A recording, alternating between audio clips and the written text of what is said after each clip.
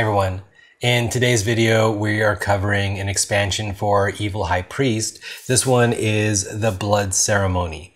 Now the expansions for Evil High Priest do a couple cool things.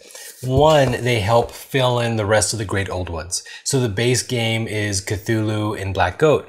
This one has more of the factions from Cthulhu Wars.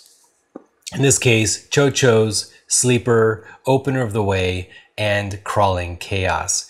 This is going to be a general overview and kind of box opening, but I will kind of give my opinions on some of the things as we go through it, and there you go.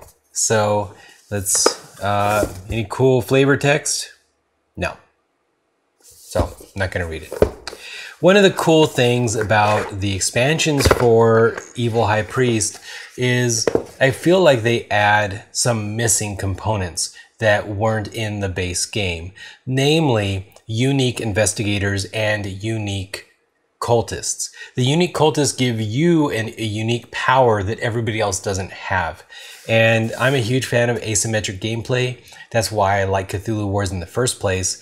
And anything to make me feel different than the other players is going to make me kind of get on board easier. All right, so first of all, we have the two sides of the Great Old One. Now, keep in mind, each of the Great Old Ones are going to change the gameplay for everyone because you're all part of the same cult. You're all trying to awaken the Great Old One, but since the Great Old One's probably going to kill and eat everybody anyways, except hopefully his High Priest, it's imperative that you are his High Priest. So this is Cho-Cho, and then we have Sleeper. We also have Crawling Chaos, which I am a huge Nyarlathotep fan. So the Dark Pharaoh, Hunter of the Dark. I mean, this is some H.P. Lovecraft classic stuff here. I am super excited about Crawling Chaos. All right. And Opener of the Way.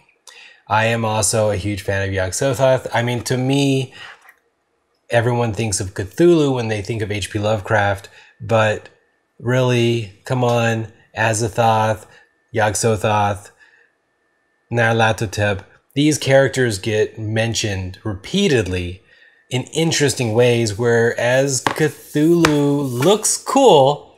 He's like a penguin or a panda. He's got it going down like on as far as like marketing goes. But come on, he's just asleep. Sorry, Cthulhu. I probably didn't get bonus points if he awakens. All right. So we've got a couple things. We've got a growth token for the Cho-Cho. I don't think that there's much from the fiction to make it so imperative for the Cho-Cho to have this kind of like ever-growing thing going on, but I could be wrong. Maybe somebody point to me the story with the Cho-Cho where they imprison a Great Old One and he like keeps getting bigger throughout time or something. I don't know. I don't know what's going on with Ubasatha, you know, the big giant imprisoned Great Old One. But boom, he has a special role, growth token, and then we have the cards, and these are the cards that truly I think are what's going to change all of your games. You're going to add these cards even if you are not playing with these factions. All right, so we've got some High Priests, and I don't really know what these do. I know they happen once per game. Looks like maybe they give you maybe the resources. The Cho-Cho Headman gives you maybe 4 hearts. Abednego Akeley gives you 2, I guess, Elder Signs, you know, so on. Barnabas Marsh. I mean, there's some cool little cultists. All right, so you're going to be one of these priests, and then let's see. Got some new monsters now in the base game. Most of the monsters are the same, but once you pick up the expansions, then you actually have some other monsters. So these are appropriate per the monster that you're playing with, looks like. And for the Great Old One that you're playing with. We've got investigators. So we've got a private eye, ignore the first chamber's defense. Miskatonic Professor, post raid, choose an opponent to pay a treasure. That player gains money, hearts, and a ritual. A pentagram. I can't remember what the symbols are yet.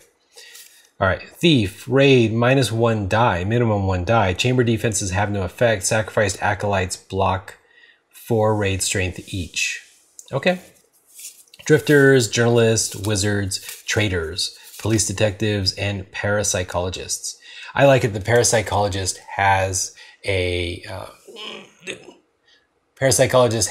like a Ghostbuster-esque like gadget, which seems a little bit too modern for this time period, but I like it. All right, so we got some monsters, we got some priests. Monsters, maniac, ghouls, wizards, serpent men, hunting horrors, night gaunts, wendigo, nopke, and formless spawn. Personally, I'm not a huge fan of the generic monsters in the base game, so I am excited to have monsters that are more interesting, right? They're not just a raw number, but they actually have some sort of effect. Serpent Man, when taken, gain X purple pentagrams where X equals the number of cultists you have in your asylum -1. Okay, cool. So that was the Blood Ceremony.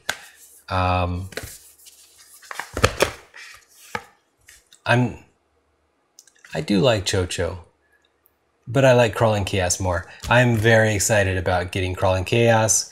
I want to play the Crawling Chaos map as soon as possible and release Nyarlathotep, who isn't really too imprisoned, but maybe he's restricted, right? Maybe he can't do everything he would like to do without being freed by his cultists.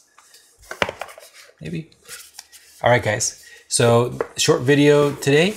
Let's see down below in the comments what you think of Evil High Priest in general. Hopefully you've played it, and or whatever ideas that you would like me to do.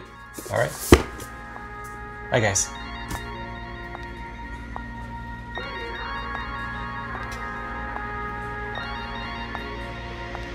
Dancing through the streets, we wander, falling for the fire.